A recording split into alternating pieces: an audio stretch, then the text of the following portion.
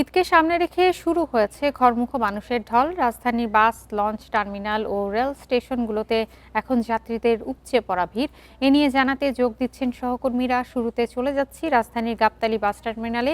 সেখানে আছেন সহকর্মী বনি ইবনে কামাল। বনি, বাসে যাত্রীদের ঈদ যাত্রা নিয়ে কোনো অভিযোগ বা ভোগান্তির খবর আছে কিনা এবং ভিড় কেমন দেখছেন?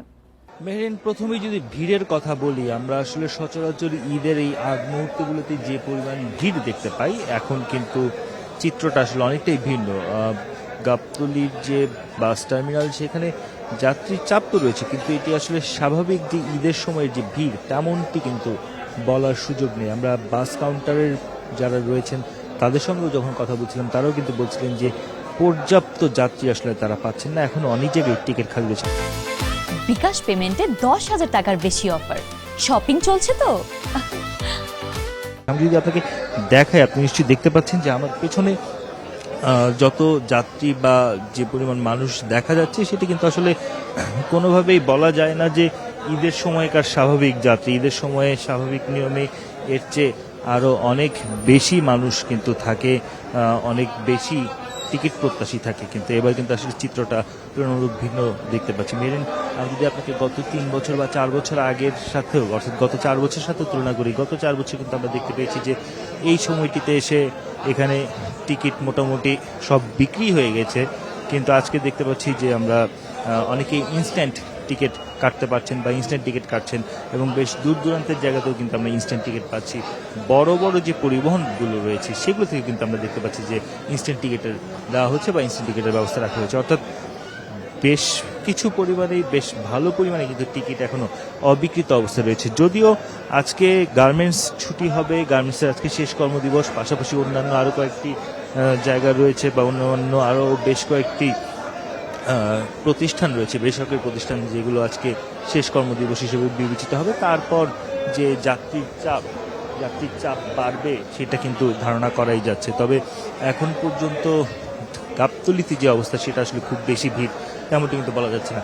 ভাড়ার বিষয়ে আপনাকে একটু জানিয়ে রাখতে চাই যে ইনস্ট্যান্ট টিকিট যারা নিচ্ছেন, সেক্ষেত্রে ক্ষেত্র বিশেষে 50 থেকে 100 টাকা পর্যন্ত বেশি ভাড়া নেওয়ার অভিযোগ তুলছেন যাত্রীরা, যদিও এটি আসলে খুব বড় অভিযোগ নয় বলে কিন্তু বলছেন, আবার তারা নিজেরাই বলছেন।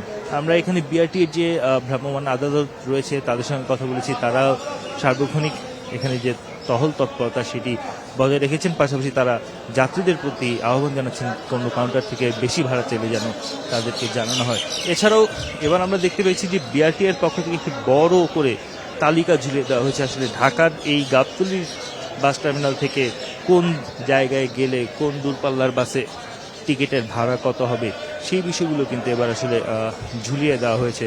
এবং সার্বিকভাবে বলা যায় যে এবারের যে ঈদ যাত্রা বাসে বা সড়কে, সেটি কিন্তু আসলে অনেকটাই ভোগান্তিমুক্ত। গতকালকে পর্যন্ত যদি আমরা দেখি যে খুব বড় ধরনের যানজটের কোনো তথ্য এখন পর্যন্ত সেভাবে পাওয়া যায়নি, বা সেই চিরচেনা যে ভোগান্তির রূপগুলো থাকে সেগুলো কিন্তু এখন পর্যন্ত সেভাবে দেখা যায়নি। অর্থাৎ সেই জায়গা থেকে বলা যায় যে এইবারের ঈদ যাত্রাটা এখন পর্যন্ত অনেকটাই ভোগান্তিমুক্ত রয়েছে, যদিও যাত্রীদের পক্ষ থেকে তো এক ধরনের শঙ্কা রয়েছেই যে শেষ মুহূর্তে কি অবস্থান দাঁড়াবে, সেটি এখন দেখার বিষয়। বনি, আপনি আমাদের সাথেই থাকুন। এবার কমলাপুর রেল স্টেশন থেকে যুক্ত হচ্ছেন সহকর্মী মাহফুজার রহমান মিলন। কমলাপুর রেল স্টেশনে কেমন চিত্র দেখতে পাচ্ছেন? সেখানকার পরিস্থিতি কি? ভিড় কেমন দেখছেন এবং কোনো ভোগান্তির অভিযোগ রয়েছে কিনা? দেখুন, অন্যান্য বারের তুলনায় কিন্তু এবারে কমলাপুর রেল স্টেশনের চিত্র কিন্তু সম্পূর্ণটাই আলাদা। আমরা গত ঈদগুলোতে যেমনটা দেখেছিলাম যে ট্রেনের ছাদে করে মানুষ, হাজার হাজার মানুষ ট্রেনের ছাদে চড়ে যাবে, সেরকম পরিস্থিতি কিন্তু এবার আমরা তেমনটা দেখতে পাচ্ছি না। আমি যদি আপনাকে এই মুহূর্তে দেখানোর চেষ্টা করি যে কমলাপুর রেল স্টেশনে আমরা কিন্তু দেখতে পাচ্ছি যে রেলগুলো কিন্তু ঠিক নির্দিষ্ট সময় কিন্তু এখানে এসেছে, এবং যাত্রীরা কিন্তু কোনো বিঘ্নতা ছাড়াই কিন্তু ট্রেনে উঠেছেন। এবং আমরা যেমনটি এর আগেও জানাচ্ছিলাম যে এবার কিন্তু ট্রেনে কিন্তু কোনো ধরনের শিডিউল বিপর্যয় এখন পর্যন্ত ঘটেনি, এবং যাত্রীরাও কিন্তু নির্বিঘ্নে যাচ্ছেন, এবং কর্তৃপক্ষ কিন্তু যথেষ্ট সজাগ রয়েছেন। এবং তবে এর মধ্যেও কিছু অনিয়ম কিংবা যাত্রীরাও কিছু নিয়ম ভেঙে ছাদে ওঠার চেষ্টা করছেন। তবে আমরা এও দেখেছি যে রেলওয়ে কর্তৃপক্ষ সেগুলো সেই ধরনের যে ঘটনাগুলো তারা কিন্তু নিবৃত্ত করার চেষ্টা করেছেন। একটু আগে কিন্তু আমরা কথা বলেছি বিভাগীয় রেলওয়ে ব্যবস্থাপক ABM কামরুজ্জামানের সঙ্গে। তিনি যেমনটি আমাদেরকে জানিয়েছেন যে তার কর্তৃপক্ষ কিন্তু চেষ্টা করছে যে কোনো ধরনের যেন জটিলতা ছাড়াই এবারে ঈদযাত্রাটি সম্পূর্ণ করা যায়, বিশেষ করে ট্রেনে।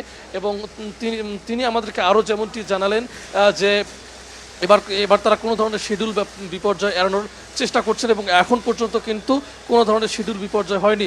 এবং আমি যদি বলি যে আজকে সকাল থেকে যে ট্রেনগুলো কিন্তু কমলাপুর থেকে দেশের বিভিন্ন রুটে ছেড়ে গেছে, কোনো ট্রেনই কিন্তু 5 মিনিটের বেশি সময় কিন্তু লেট করেনি।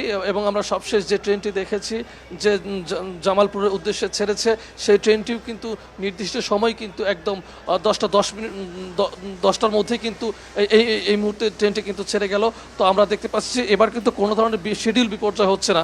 তো আমার কাছে এই ছিল কমলাপুর রেল স্টেশন থেকে ঈদযাত্রা ঘরমুখ মানুষের সবশেষ চিত্র। গাবতলী এবং কমলাপুর থেকে ঈদযাত্রার খবর জানাচ্ছিলেন সহকর্মীরা।